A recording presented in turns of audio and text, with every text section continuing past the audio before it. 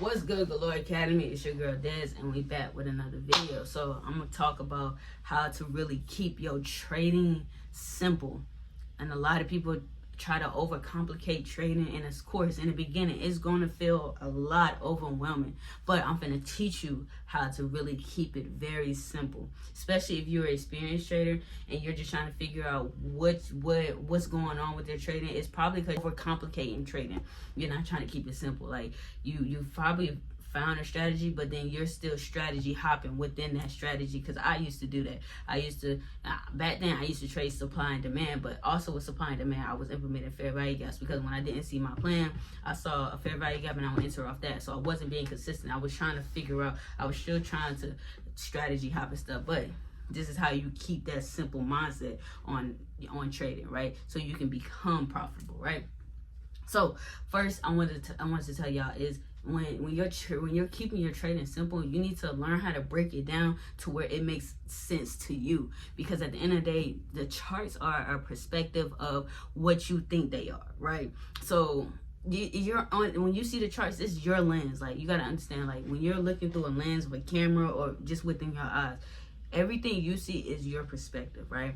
So when you see the charts and you see your strategy, you should take that strategy, right? So but just make it, just put it in simple terms for y'all.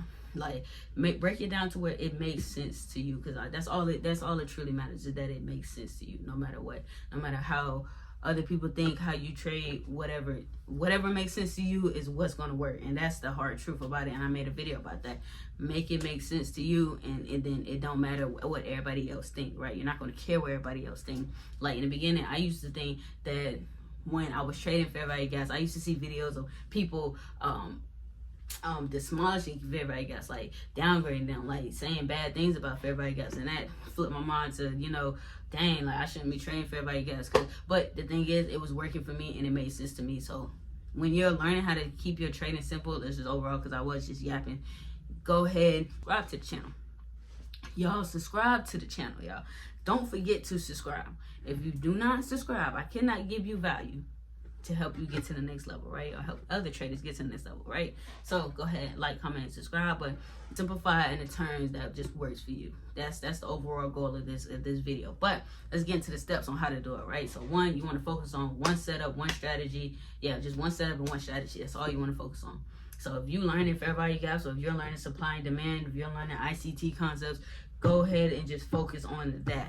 Don't focus on, if you're focused on fair value gaps, don't focus on supply and demand.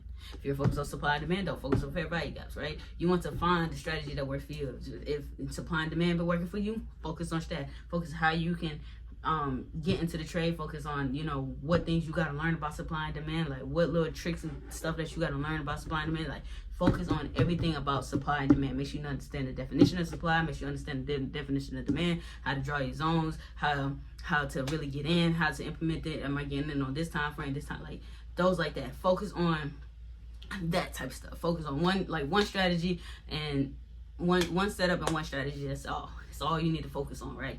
Like I said, focus on that. But number two, stop seeking perfection. So one thing I used to still ask people to this day, I'm about to ask y'all, is the market ever perfect? I'm gonna let y'all answer that. Is the market ever perfect? No. So why are you trying to be perfect in the markets? The markets aren't perfect. I remember I used to do that. I used to be like, yeah, I gotta see this exact setup. But to understand, you learn about the conditions of the market because the market isn't perfect.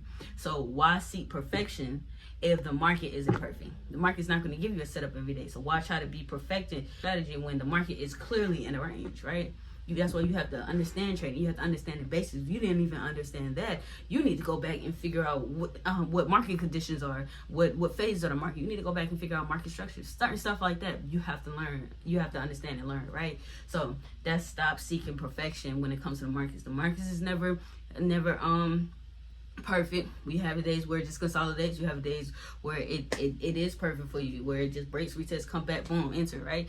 But it's not perfect, so don't seek perfection, because it kills your growth too when you're trying to be a perfect trader. There's no perfect trader. We all, at the end of the day, we all still lose.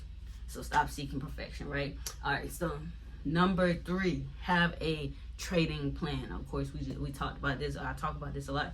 Have a trading plan. have your, like with me, for an example, I have a 4-step process on how I get into trades, and what I look for. So break it down to where it's simple to you. You may use supply and demand, or you may use fair value gaps, and this is, you break it down into 4 steps. All right, this is what I'm looking for. This is how I'm going to get in. This is what this is how you're going to get in. This is whatever the case may be. Like, break it down into 4, 5 steps. If you know how your brain is, like, if you break down, if you feel better within steps, do it within steps.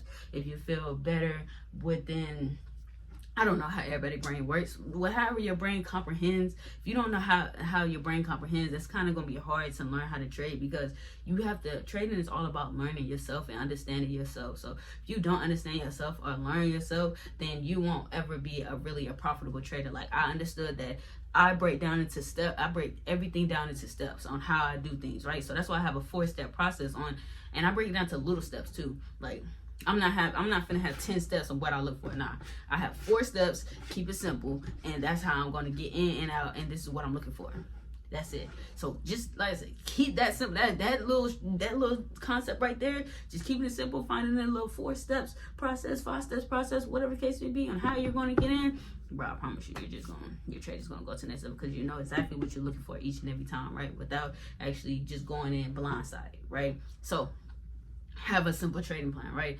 All right, number 5, limit your time on the charts. So the more you are on the charts, I would say the more you really have self-doubt on what your analysis is, right? So what does that really mean? Like, the more time, like I said, the more time you spend on the charts, the more self-doubt you have. So if I'm on the charts, usually I do my pre-market analysis from 8:45 to 9 o'clock. After that, I take a break from the charts, because it's like I already have my daily bias. I already know, what I'm looking for at all. You don't want to keep trying to look for it, if that makes sense, because then it's just like you have self-doubt in your trading plan. You have self-doubt within yourself. So just take your time of just not really analyzing too much into it. If you think that, if you see that your daily analysis buys, and you see why you're gonna buy and stuff like that, keep that analysis as a buy, right? Keep it simple. If you feel like you're gonna buy.